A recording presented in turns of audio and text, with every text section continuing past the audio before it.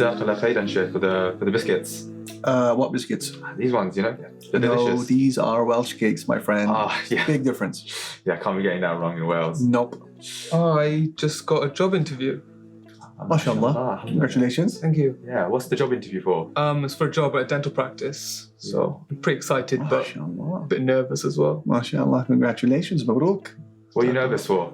I guess, principles that we've got to uphold, which can be quite difficult. What kind of principles do you think will get in your way? I guess things like praying when you need to pray. Team meetings can be at pubs or other environments I'm not hugely comfortable in. Yeah. It reminds me of a story actually about one brother who was going for a job interview, a high-profile job. Yeah. He was qualified for the job, mashallah, but he was also worried about upholding his principles. So he went for the job interview. It's an on-call job, so they require a lot of his time. And when he gets there, the interviewers ask, what are some of your requirements, your needs?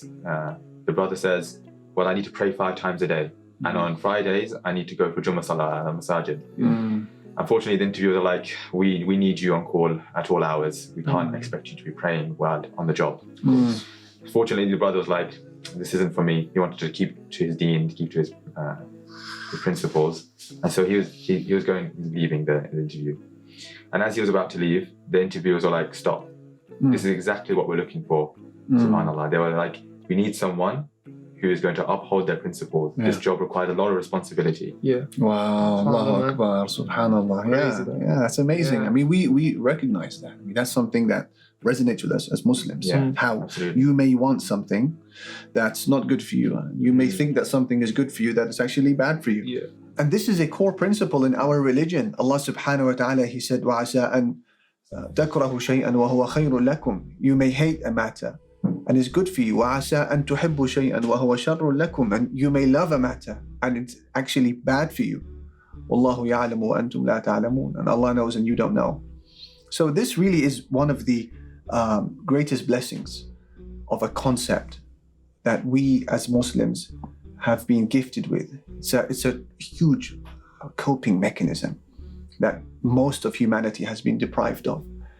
And it's a concept that's essentially linked with a core aspect of our theology, of our aqidah, our belief in qadar. Because Allah subhanahu wa ta'ala said, مَا أَصَابَ مِن مُصِيبَةٍ إِلَّا بِإِذْنِ اللَّهِ. There is no disaster that strikes except that it was by the permission of Allah. Then Allah said, وَمَن يُؤْمِن بِاللَّهِ يَهْدِ قَلْبَهُ. But whoever believes in Allah, Allah will guide his heart and Allah will give peace to his heart.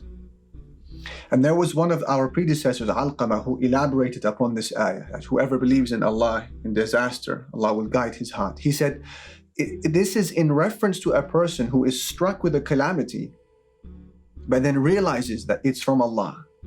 فَيَرْضَى وَيُسَلِّمْ. So he surrenders to it. He is pleased with it. And there's just countless events, past and present, that bear testimony that this principle is true. How many times have people detested a matter, and in the end it proved to be what? Completely favorable. It proved to be a cause of their success or happiness. But the opposite is true. The opposite is true. And I just think about maybe 3 or 4 scenarios I'll share with you both.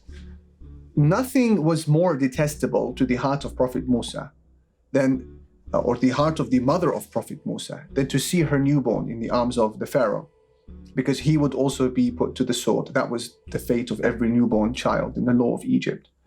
But Allah decreed that her exact fears would materialize. Musa's cot landed at the very doorstep of the Pharaoh. But the outcome was amazing. The baby would be nurtured with royal treatment. He was reunited with his mother. She would breastfeed her son with a stipend from the Pharaoh himself. So, as this principle says, Allah knows and you don't know. And nothing was more detestable to the heart of Prophet Yaqub than to be separated from his dearest son, Yusuf. Separation occurred, however. But what was the outcome? His brothers repented. The country was saved from imminent famine. The whole nation was saved, inshallah, from hell through the da'wah of Yusuf. Timeless lessons for humanity till the end of time, particularly for parents who've been separated from their children because of a tragedy or an unjust court case or something like that. So Allah knows, and you don't know. Nothing could have been more horrifying for Prophet Musa than to see the life of a sinless boy being claimed in that cruel, seemingly cruel way. And imagine yourselves in that situation. He interrogated Al-Khadr, why did you kill the child? And he said, as you know, وَأَمَّا الْغُلَامُ فَكَانَ أَبَوَاهُ مُؤْمِنَيْنِ. As for the boy who I killed, his parents were believers. فَخَشِينَا أَن يُرْهِقَهُمَا طُغْيَانًا وَكُفْرًا. And so we feared that he would eventually overburden them with transgression and disbelief. And then he said, فَأَرَدْنَا أَن يُبْدِلَهُمَا رَبُّهُمَا خَيْرًا مِنْهُ زَكَاةً وَأَقْرَبَ رُحْمًا. So we intended that their Lord should substitute for them another child that will be better in purity and nearer to mercy. So we may lose someone or something, and at the hour of that happening, recovery from that loss seems quite far-fetched or even inconceivable. Time and time again, the experience of life constantly disprove our knee-jerk, impatient assumptions during the thick of a calamity, and they demonstrate how limited our scope on matters are and how unaware we are on where our true happiness or misery lie. And Imam Ibn al-Qayyim, he has amazing commentary on this. He said that if it wasn't for the tests and calamities of life, man would be afflicted with the illnesses of arrogance and self-admiration and heroic behavior and hard-heartedness, and all of that would end up causing his demise sooner or later. So it's from the mercy of Ar-Rahman that he checks people, he says, from time to time through the medicines of travesties, which in turn purifies him, and they give him a medicine that enable him to regurgitate the harmful, toxic matters. And then he says, فَسُبْحَانَ مَنْ يَرْحَمُ بِبَلَائِهِ وَيَبْتَلِي بِنَعْمَائِهِ. So how great is the one who shows mercy through his trials and shows trials through his favor. So the duty of a Muslim is, after taking the human means to fulfill a particular endeavor of some sort, is to then submit his heart to the will of Allah, the sovereign of the universe.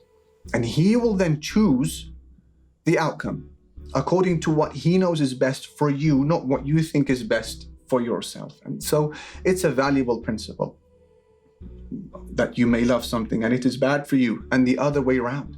It's a feature that we must use to nurture our families and our communities. And there's this amazing story, and you mentioned the story just now, of a king and his minister. And the minister was a righteous person, and in the face of every disaster, he had this kind of motto in life, which is al-khiratu fima yakhtaruhu Allah. Goodness is in what Allah subhanahu wa ta'ala chooses. They were eating together. The king cut his hand quite badly. And so the minister said, hey, don't worry. It's always best what Allah chooses. Now the king saw this as an insult, as if the minister was somehow, gloating at his suffering or something. So he imprisoned him. As he was going to the prison, the minister, he said, Allah only chooses what is best. And so the king, he used to spend much of his recreational time hunting, and he'd usually do that with his minister. But seeing now the minister is behind bars, the king went out hunting by himself. And so he chased an animal, and he failed to realize during the chase that he just crossed into the boundary of an idol-worshipping community. They caught him. They took him to the greatest idol. They wanted to make a sacrifice. They wanted to sacrifice him. They lowered him to the ground. They brought the knife to his neck. When they realized that his hand was what? His hand was injured, was wounded. So they saw this as a flaw, and that he's unworthy of being offered as a sacrifice. So they set him free. Now the king realized that it's true, Allah only chooses what is best. So he came back, he freed the minister, and he said, I'm so sorry, I've made a mistake. He told him what happened, and he said, I now see the good that came about from my what? From my wound. But you see, when I took you to prison, you said the same thing again. Allah chooses what is best. So what was good about you being imprisoned? And the minister said, well, tell me, king, who is it that usually accompanies you when you hunt? He said, it's you. So the minister said, so had I not been imprisoned, who would have been sacrificed instead of you? It would have been me. Wow. So in the face of every disaster that befalls you or I or anyone else, this should be our slogan in life, that Allah chooses what is best and Allah knows and we do not know.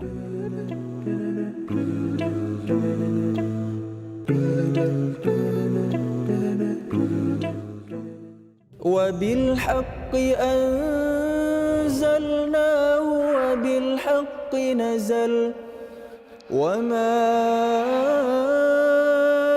أرسلناك إلا مبشرا ونذيرا وقرآنا فرقناه لتقرأه على الناس على مكث ونزلناه تنزيلا